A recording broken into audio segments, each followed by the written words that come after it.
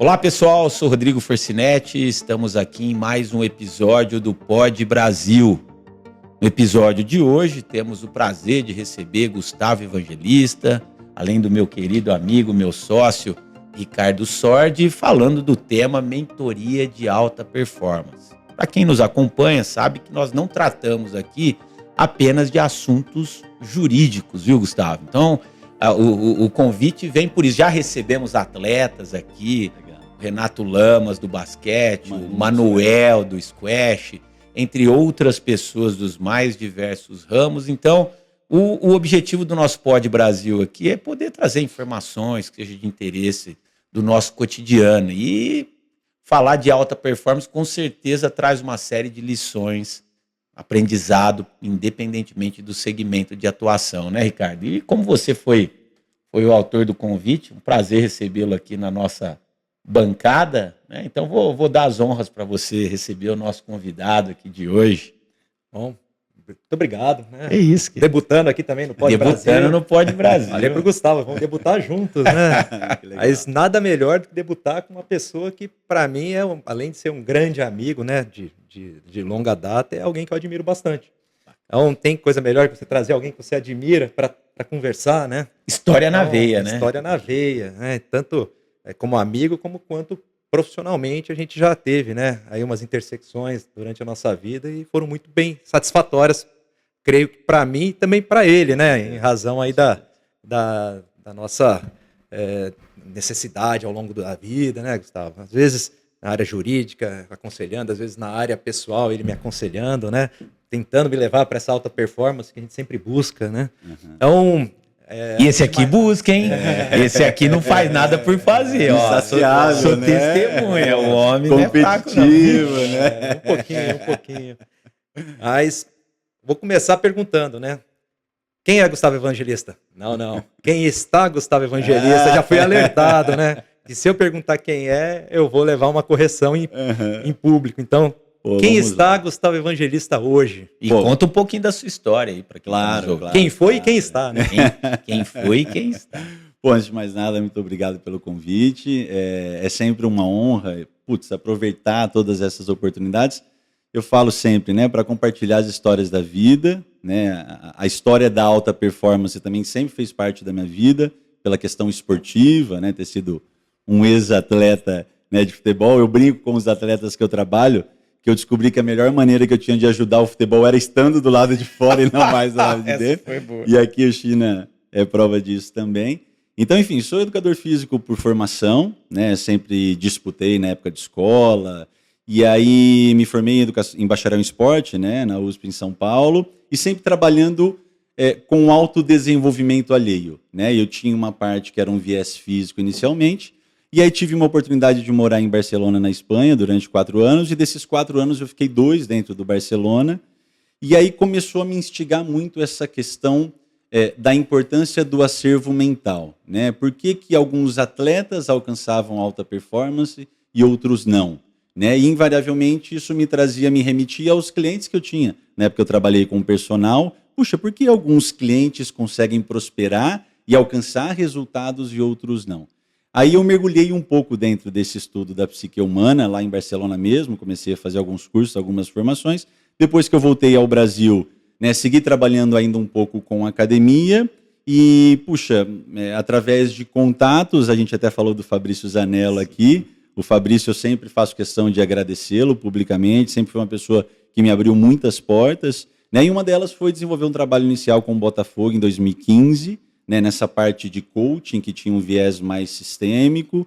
Era a Copa São Paulo, né, de futebol de 2015, e foi o meu primeiro trabalho desenvolvido com equipes de futebol. Nós fomos vice-campeões naquela oportunidade, perdemos do Corinthians. O técnico era o Rodrigo Fonseca, meu conterrâneo de Cavalo. Legal, um cara espetacular também. E foi uma experiência que o time, há um mês da competição, não estava montado, né, a gente teve algumas dificuldades, eu cheguei ainda em cima do processo.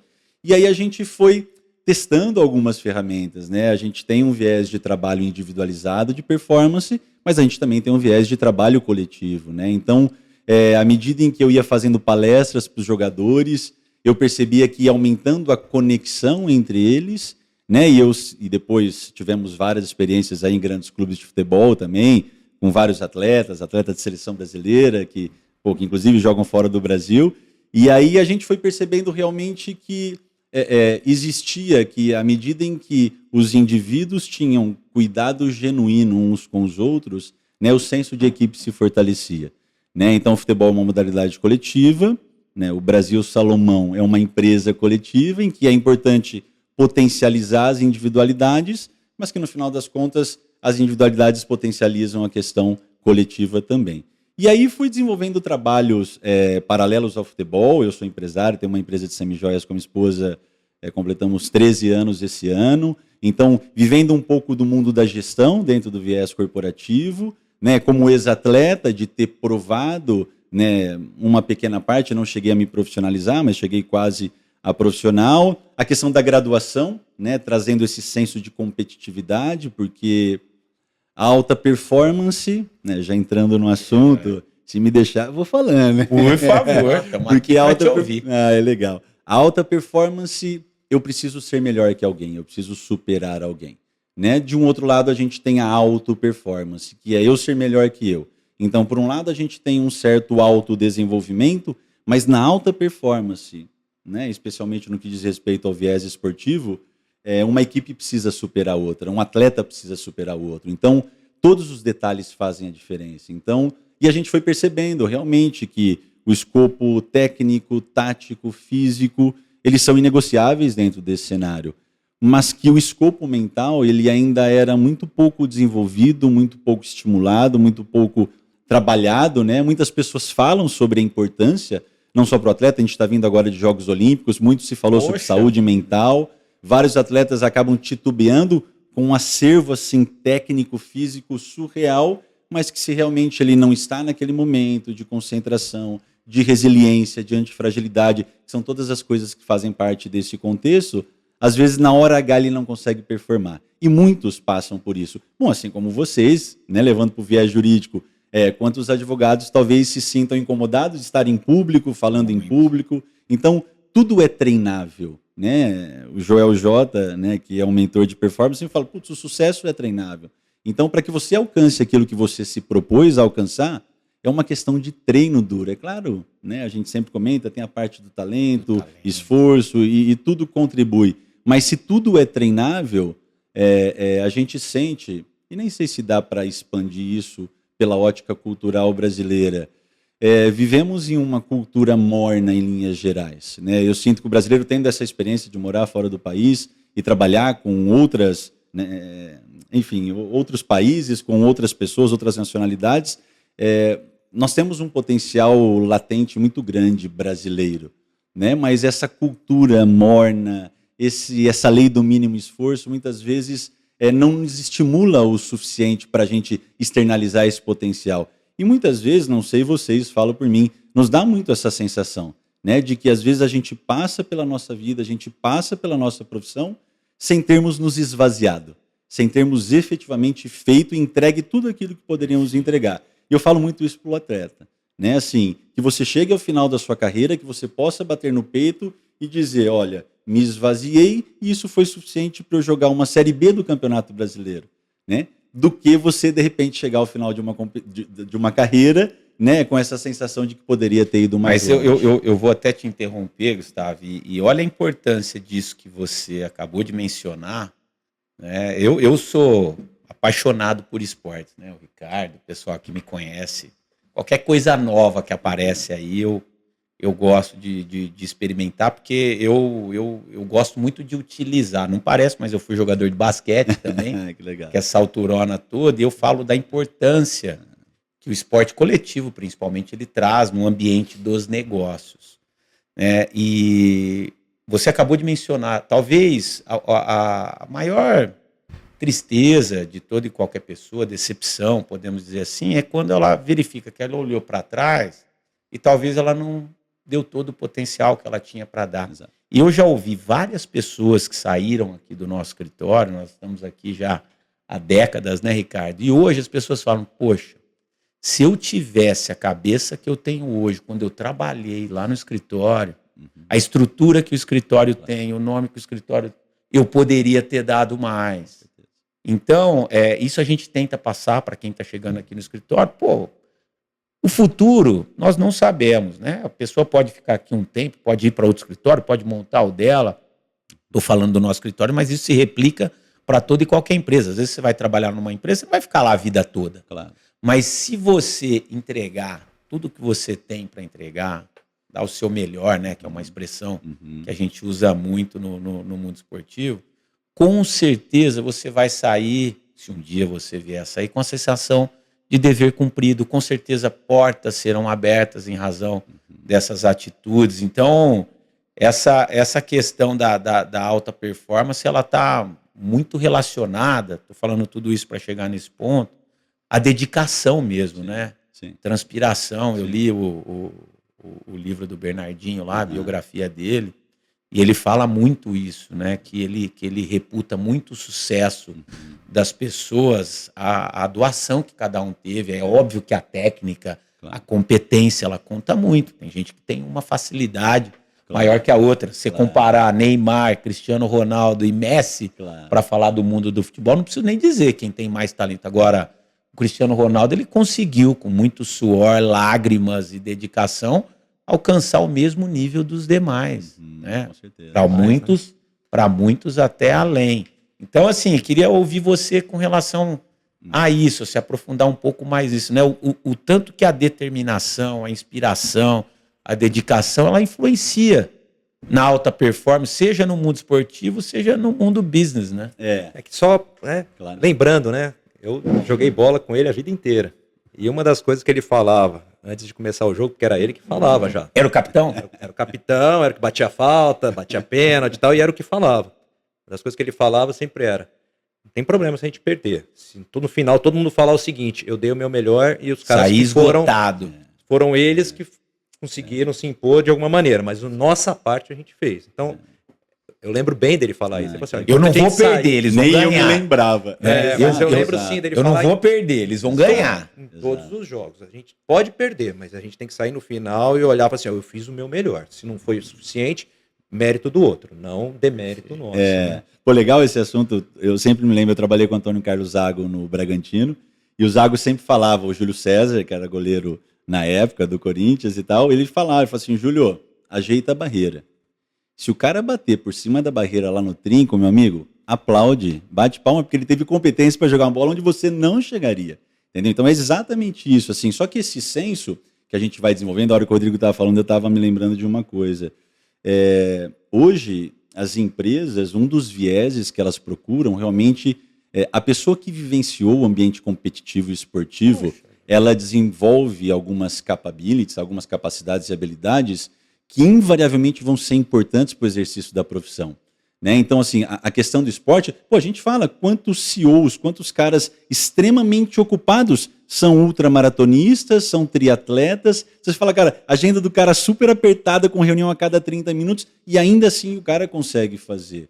Né? Então, é claro que existe um viés em que não dá para a gente nem falar como temperamento, mas uma carga genética que a pessoa tem, e, claro, associada às experiências que ela vai vivendo ao longo da vida, amigos, família, a postura do pai, postura da mãe, mas tem pessoas que naturalmente manifestam esse compromisso, esse comprometimento. Na hora que você estava falando, Rodrigo, da questão da entrega, né, tem uma frase que é clássica que diz: qualquer pessoa que entregou mais do que esperavam dela nunca se arrependeu por ter feito isso. Né? Então, e quando a gente fala da questão cultural nossa como brasileiros, a gente vive uma cultura que parece que a gente entregou o suficiente para gerar o resultado, parece que aquilo é o suficiente e tá bom.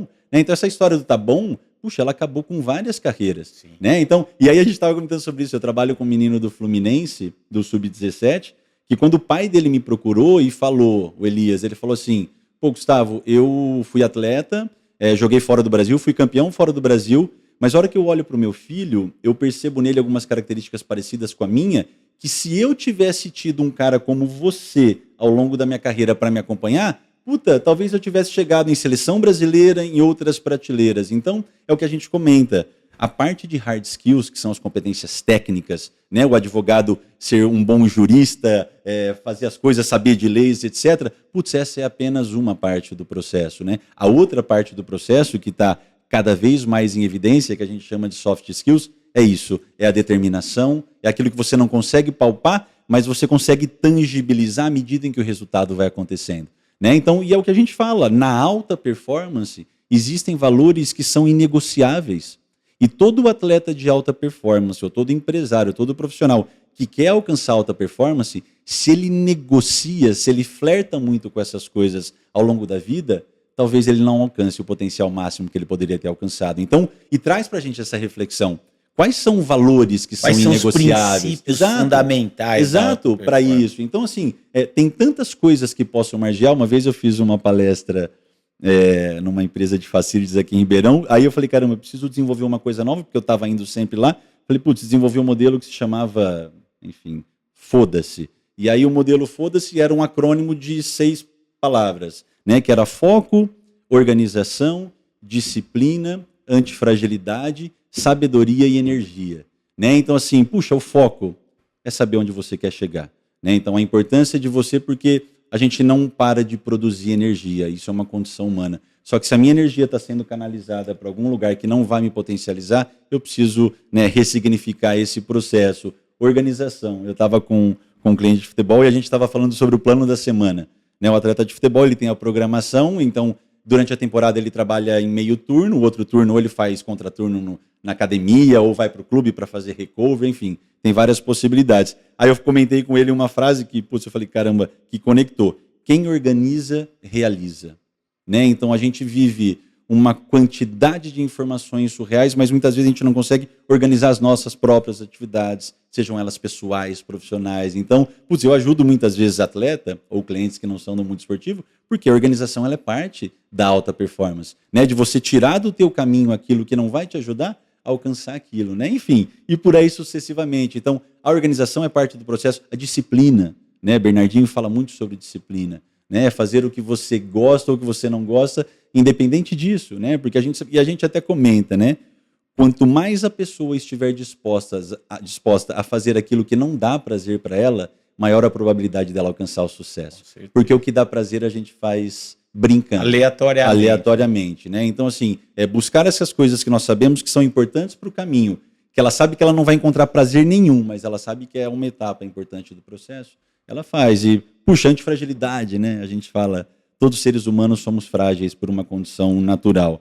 O segundo passo pós-fragilidade é a resiliência, né? Que é aquela propriedade de nós absorvermos e recebermos e adaptarmos. Só que ela tem um passo à frente, que é a antifragilidade. Então, a diferença da antifragilidade para a resiliência é que a pessoa resiliente, ela absorve impacto como se fosse, imagina que eu tenho 2 pontos aqui e eu tenho um elástico entre esses 2 pontos. A hora que cai uma bola aqui no meio, há uma deformação do elástico e aí ele volta dando propulsão. O que é antifragilidade? É a hora que dá essa deformação, ela existe uma propulsão a mais. Então, é você tratar aquilo que a vida te traz, não focando em quem te agrediu, mas focando em ser melhor, gerando impulso para fazer as coisas acontecerem. E essa, puxa, até arrepia, hein? Essa antifragilidade, muitos de nós não alcançamos, porque às vezes a gente se sensibiliza com o agressor. Aí, agressor que eu quero dizer, seja a vida, sim, através de um estresse, o que quer que seja. Aí daqui a pouco eu estou pegando a minha energia, que poderia estar canalizada para dar uma resposta e evoluir em determinados aspectos,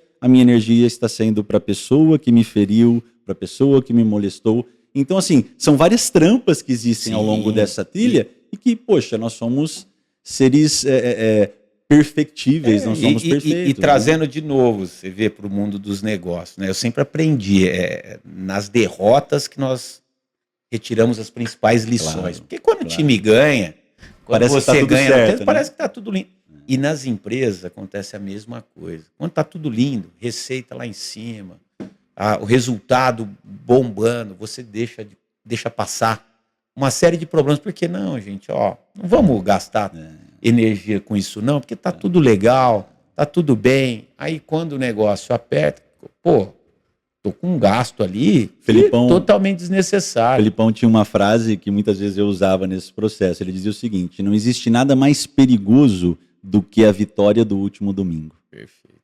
Então, assim, uma frase clássica do Felipão que ele sinalizava justamente isso, sim, porque um ambiente, você trabalhar num ambiente de vitória é a coisa mais linda, a empresa prosperando, puxa, faturando, etc. Qualquer jogador que entra no time vai bem. Roda. Pô, vivi essa experiência no Bragantino em 2019, que nós fomos campeões brasileiros da Série B. Qualquer era um. isso. Não, e posso te falar, até atletas que eram suplentes, os caras nem requerem posição, porque a hora que o time encaixa, acabou. Eu tenho que, todo lado de fora, eu tenho que aplaudir. E, pô, se alguém machucar, eu entro, porque Tá a roda roda. Né? Então, mas ao mesmo tempo, ter esse discernimento e essa lucidez. Quando eu morei em Barcelona, eu acompanhava muito o Guardiola. Né? Puxa, ali deve ser um aprendizado, hein? Putz, era muito interessante, assim, porque ele sempre buscava, em momentos públicos, uma maneira de surpreender.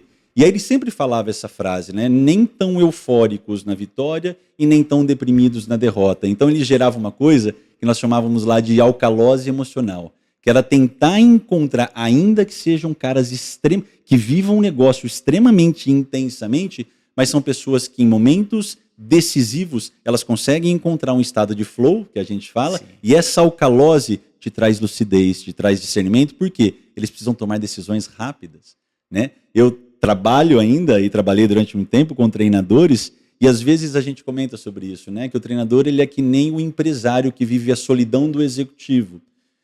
E ele é um decisor, ele está naquele momento na hora de substituir, na hora de sacar, na hora de colocar, de mudar sistema tático. Na hora de motivar, na hora de conter a motivação. Na hora de bater, na hora de assoprar. O técnico da equipe Brasil Salomão tá aqui, né? Exato. Depois da aposentadoria no futebol. Aposentou? Virou técnico. Olha só.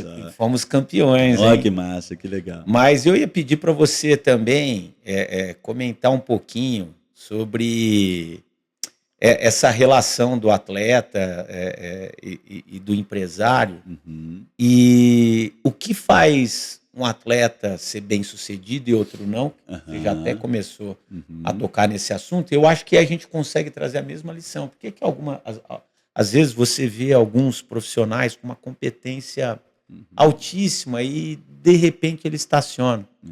Né? O Sandro, que está aqui com a gente sempre, ele é músico. Né? Às vezes você vê pessoas talentosíssimas na música e, de repente, não engata. Então, acho que eu queria te ouvir também com relação... Qual que é o segredo, se é que tem, né? Ou o caminho? Claro, né? claro. Assim, invariavelmente, independente da posição, do segmento, é o que a gente comenta, né? Todo mundo é passível de performar.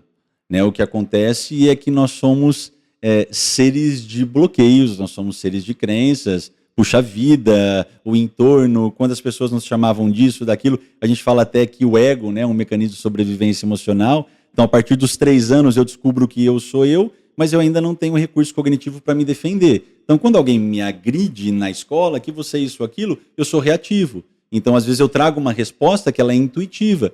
Só que eu corro o risco de passar toda a minha vida dentro desse processo sem mergulhar naquilo que eu sou realmente. Então, de todos os aspectos, independente daquilo que você faz, tanto que a minha proposta, muitas vezes, quando eu estava dentro dos clubes, puxa, todo o trabalho de autodesenvolvimento passa pelo autoconhecimento. Você precisa entender que você merece entender que você tem uma série de vantagens competitivas, uma série de talentos, mas você também tem oportunidades de melhoria. E está tudo certo. E você que é um advogado super bem-sucedido ou um atleta de altíssima prateleira, antes dessa história você é um ser humano com angústias, com medos, com dúvidas, às vezes sabendo por que está dando certo ou por que nós perdemos. Então, essa figura humana ela é extremamente importante que participe. Volto a dizer, a questão da saúde mental, né? Porque se eu olho para o atleta, se eu olho para o meu colaborador, se eu olho para o empresário como uma máquina que vai entregar, putz, eu falhei na expectativa. Então, à medida em que eu vou humanizando essa relação, Guardiola falava muito sobre isso, é um modelo que eu gosto bastante, né?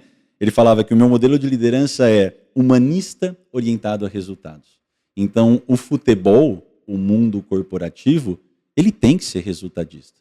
Uma empresa, se não fatura mais do que gasta, ela não sobrevive. Então, ao fracasso, o resultado é parte do processo, mas a magia, a alquimia que pode sair das relações humanas dentro desse processo é o que faz a diferença. Então, claro, modalidades individuais, eu me lembro daquele skatista, puxa, era um skatista famoso, eu não me lembro o nome dele. Brasileiro? Não, como é que... Puxa, não me lembro o nome dele. Tony Hawk. Tony Hawk, pode ser que seja... Bom, pode ser que seja. Tony Hawk eu lembro é da nossa época. que eu estava lendo um livro e aí ele tinha sido campeão junto à escola de um torneio de handball E aí foi campeão e tal, tava dando as medalhinhas, medalha, a hora que chegou na vez dele, deram a medalha para ele, tirou a medalha e devolveu. Aí o cara que tava falando, por quê? Ele falou, olha, eu não joguei nenhum jogo. Então, eu não fui campeão coletivamente. Então, essa medalha não é mérito meu. E olha só, isso virou uma chave na cabeça do cara. E ele falou assim, a partir de agora eu vou me dedicar a alguma modalidade individual que se eu ganhar uma medalha, foi culpa minha. Se eu não ganhar uma medalha, não vai ser culpa minha. Ele começou a fazer o skate, enfim, e depois chegou longe. Então, assim, não existe uma fórmula mágica. É claro que existem esses códigos, existe uma trilha pré-moldada que invariavelmente passa por essas capacidades, por essas habilidades. Se são habilidades, são treináveis. Aquilo que a gente comenta, o talento, ele já vem com uma pessoa, uma parte. Puxa, tive a oportunidade de acompanhar alguns treinos de Messi, de Ronaldinho, na época que eu cheguei lá. Então, assim, Neymar, esses caras são extremamente talentosos. Mas eles trabalham pra caramba. Demais. Pra caramba. O talento por si só. Eles trabalham pra caramba. A gente fala, o talento ele é uma chispa, né? A dedicação, a resiliência, a antifragilidade é o combustível, entendeu? Para que você se mantenha performando.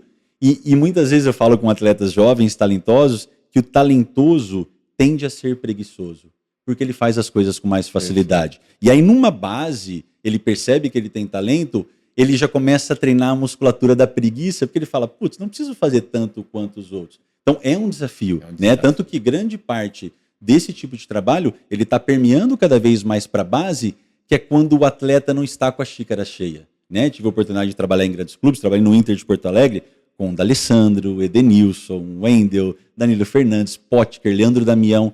Eu me lembro assim, que eu fazia a primeira palestra para os caras e eu olhava assim, caramba, o que eu vou falar para esses caras aqui tão consagrados? Então, assim, mas ainda assim, à medida em que você se aproxima, que você cria o que a gente chama de flexibilidade cognitiva. Normais. Exato. E eu faço sempre questão de falar sobre isso. Uma coisa é você fazer contato com as pessoas. Outra coisa é você estabelecer conexão. E a hora que você se conecta com as pessoas, as coisas mudam. E a conexão é uma das grandes vantagens competitivas do treinador, que era do Fluminense agora, da seleção brasileira, Fernando Diniz. Né? É um cara que, ele consegue de graça, ele se conecta com o atleta.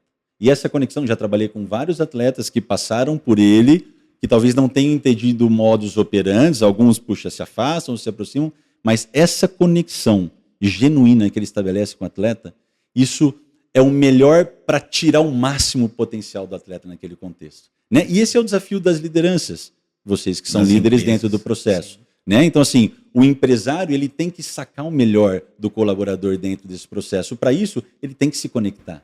Não adianta ele tratar... Até porque a forma como você vai conseguir potencializar uma pessoa não é a mesma da outra. Então, só com a conexão que você consegue enxergar o que aquela pessoa precisa para, de fato, a gente conseguir encontrar o link da motivação. Exato, porque às vezes o que é motivação para um não necessariamente é motivação para outro. Né? A mesma coisa de sucesso, né? Sucesso é uma palavra tão singular, tão peculiar, porque às vezes o cara ser bem sucesso, sucedido, felicidade. Então, e para eu criar essa atribuição, eu preciso me conectar, né, de maneira genuína com essa figura, porque eu sei que ele vai estar dentro de uma arena com 40, 50 mil pessoas. Volto a falar sempre, é uma bola redonda, uma habilidade podal, que é menor que a habilidade manual, só que ele tem que performar. Porque se ele não performa, tem uma torcida criticando, ele vai nas redes sociais, 2, 3, 50 mil comentários sobre a performance dele, e nem todo mundo tem acervo emocional para lidar com esse tipo de pressão.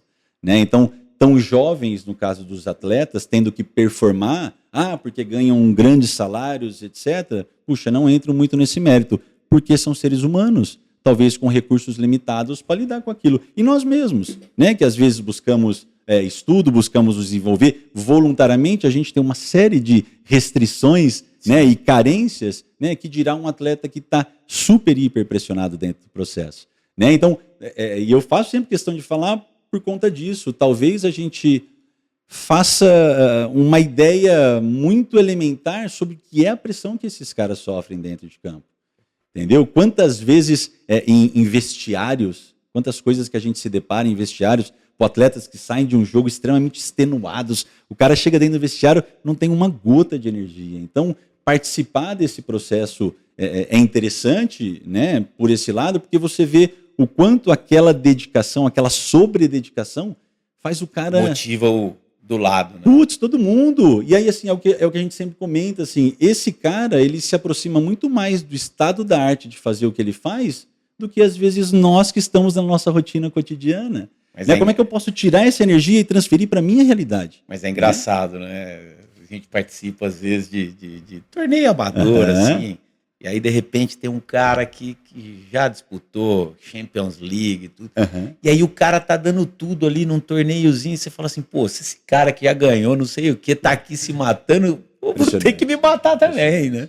Ó, impressionante. Então, na empresa é a mesma coisa. Rodrigo, legal você falar sobre isso, assim, lembro sempre do D'Alessandro, que foi um dos capitães te perguntar. Surreais que eu trabalhei, assim, é um cara, eu falava sempre pra ele assim, não, impressionante, a gente fazia o fecha da roda no vestiário antes de ir pro jogo, cara, ele tava lá sempre atrasado, o baixinho era sempre atrasado, aí não sei se vocês lembram dele jogando, sempre ajeitando a faixa de capitão, assim, eu lembro dessa cena sem camisa, todo mundo lá já pronto pra rezar, ele sem camisa, sentado, tal, ajeitando alguma coisa. Aí ele ajeitava a faixa de capitão, colocava a camisa e tal. Cara, a hora que esse cara falava, pô, era uma pérola que ele tirava. Acabava assim, esse fecha da roda, os caras entravam pro estádio, puta, eu pegava o meu tablet e anotava a resenha dele. Falei, cara, é muita sabedoria. Com o Kleber Santana, que eu trabalhei na Chapecoense também, que faleceu no acidente aéreo. Então, o vencer para esses caras é inegociável, cara. É uma coisa assim, até arrepia, porque você vai pegar um treinador como o Bernardinho, você vai pegar treinadores como o Guardiola. E trago aqui uma reflexão para a gente.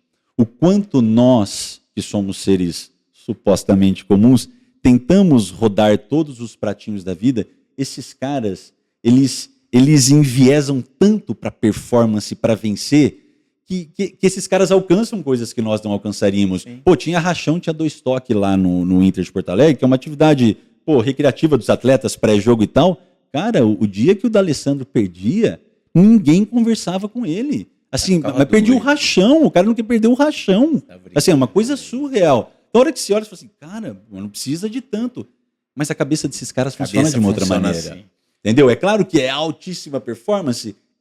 Putz, mas eu posso extrair essas coisas e trazer para a minha realidade? O quanto a minha mentalidade é de vencedor, é de ir atrás, de buscar incondicionalmente, né? Enfim. Então, eu tenho uma pergunta aqui interessante, lá, né? A pinga fogo, porque a gente está falando de pessoas de alta performance o tempo inteiro, né? E todos conseguem alcançar uma alta performance? Vamos lá. É para todos, né? É para qualquer um? Pergunta... É para todos? Dá para chegar lá? Alguns têm que se contentar com o mediano.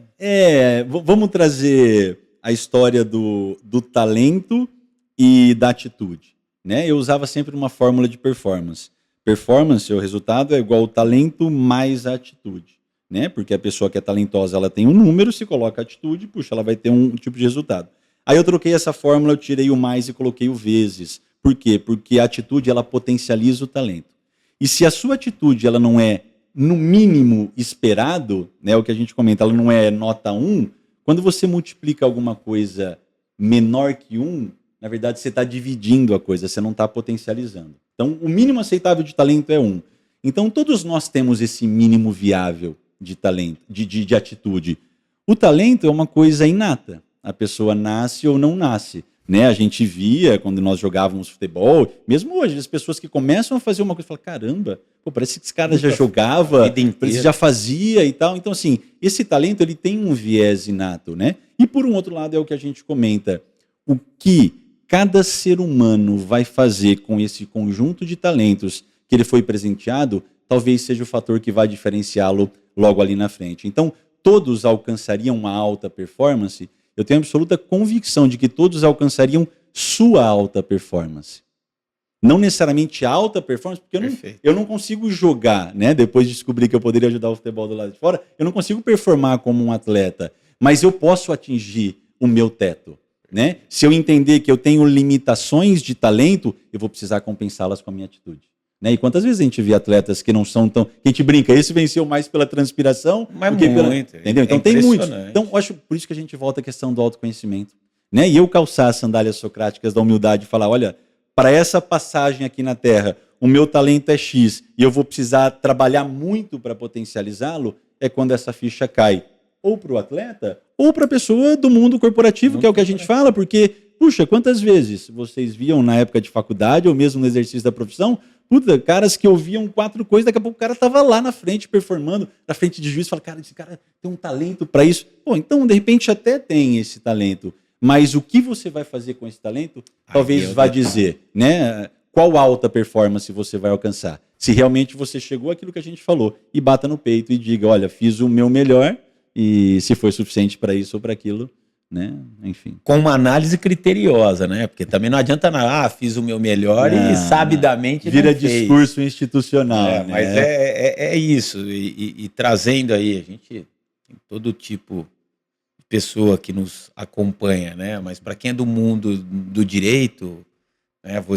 Uma coisa é você estudar um caso, você fazer a defesa dentro do prazo, isso é o mínimo que se espera. É o mínimo. Agora, a sua doação é você ter a empatia com o problema do cliente e buscar todas as soluções possíveis. Dentro da caixa, fora da caixa. Não adianta você protocolar a petição, você tem que ir lá conversar com o juiz, se é no tribunal, conversar com os desembargadores, com os ministros, enfim, você se indignar com a situação, comprar aquela ideia e tratar como se fosse seu mesmo. Exato.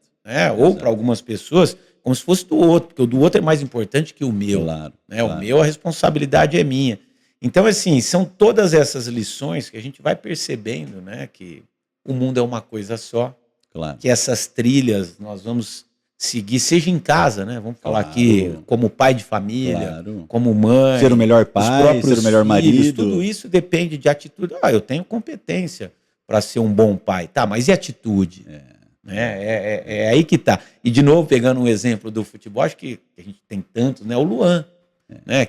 Do Grêmio. Você vai falar que um cara não tem talento, o cara que foi eleito o melhor jogador da Libertadores, das Américas, né? Um craque, aí de repente, do dia para noite, perdeu toda a motivação, deixou de ter atitude. Né? Que o fizeram chegar até lá. Que o fizeram chegar até provando lá. que o talento por si só ele é insuficiente. Exatamente.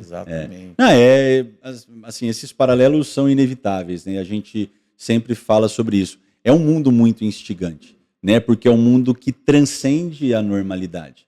Né? Uma coisa é você ser protocolar, né? Você ser aquela pessoa correta, né? Que você vem e cumpre a sua missão dentro do processo. E tá tudo certo. Exato. Eu falo sempre assim, muitas vezes quando eu chego no clube e eu faço uma palestra inicial, eu falo para o cara, olha, ninguém está obrigado a passar pelo meu processo. Porque a pior coisa do mundo é você querer ajudar quem não quer ser ajudado.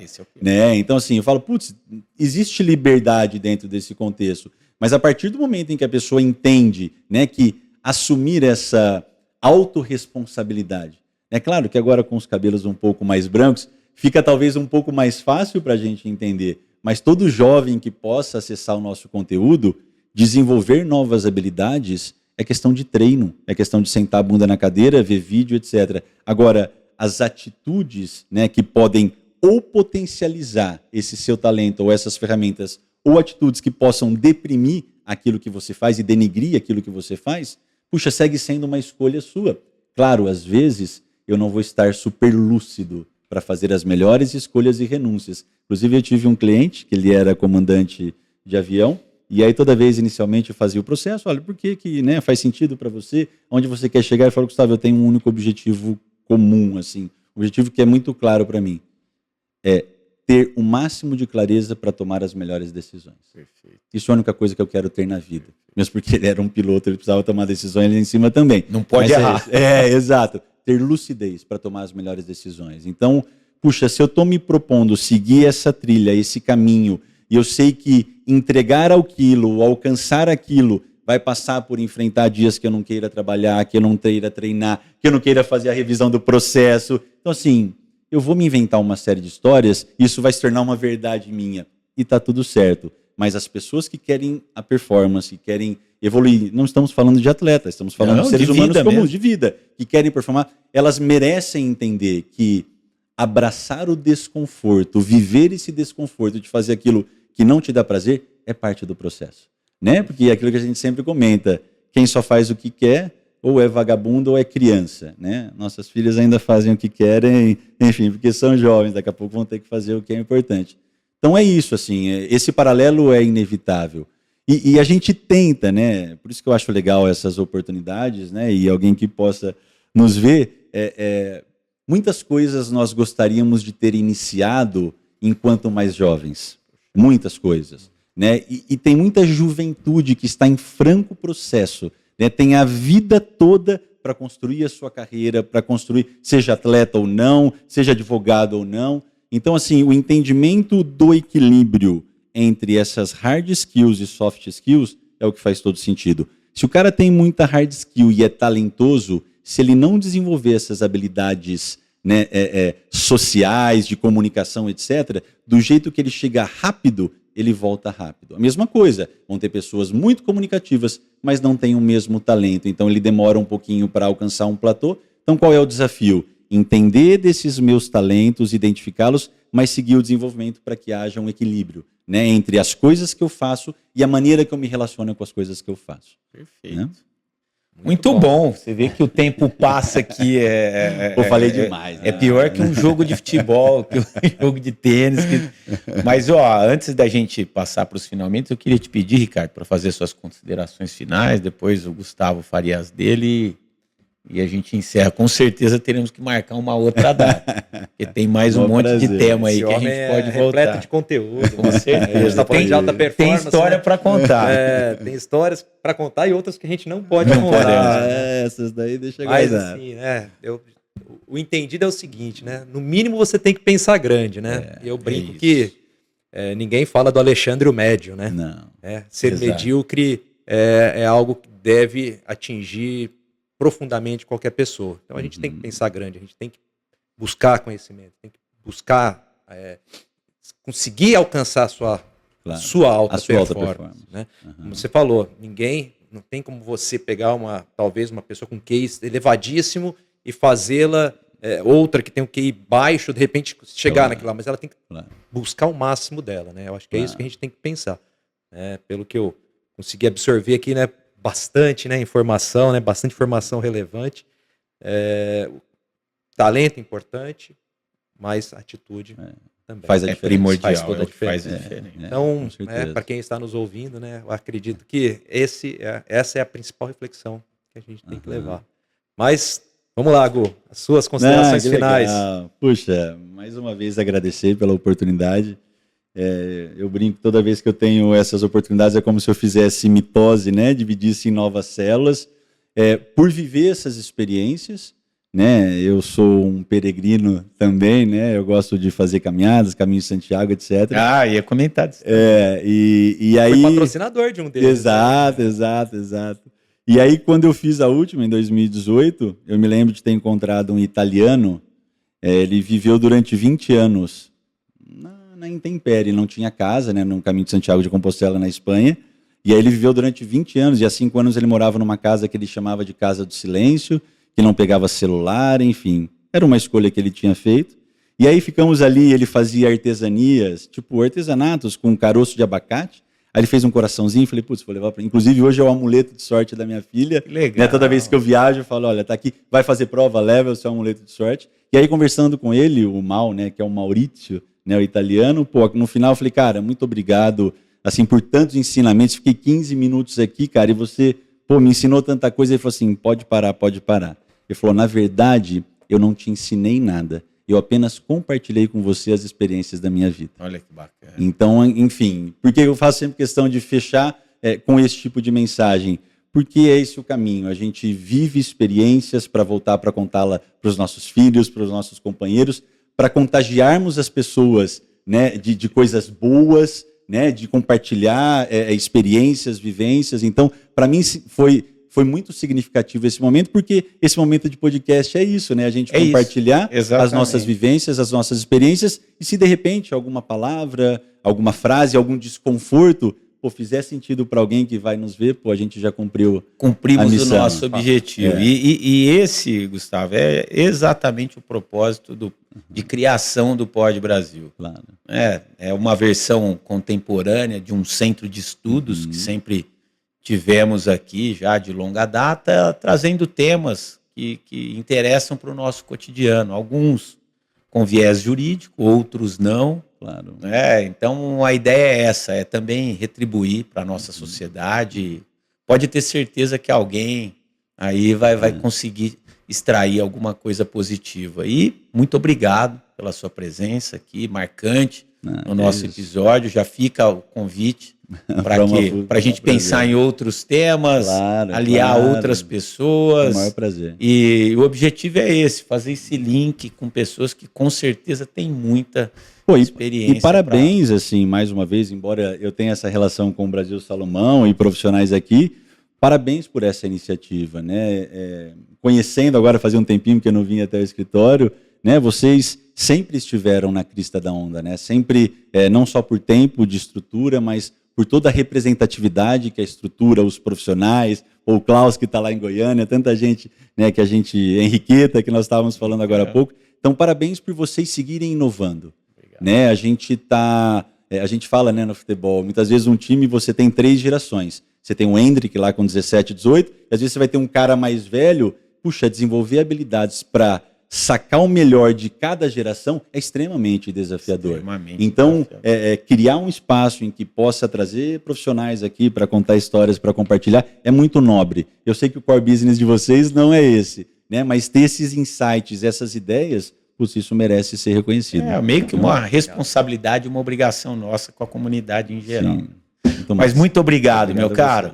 Esse foi mais um episódio do Pod Brasil, podcast do Escritório Brasil Salomão. Muito obrigado pela sua audiência. Se você tem alguma ideia, um convite a nos fazer, alguma crítica, alguma sugestão, mande a sua mensagem para o podbrasil@brasilsalomão.com.br. Até a próxima.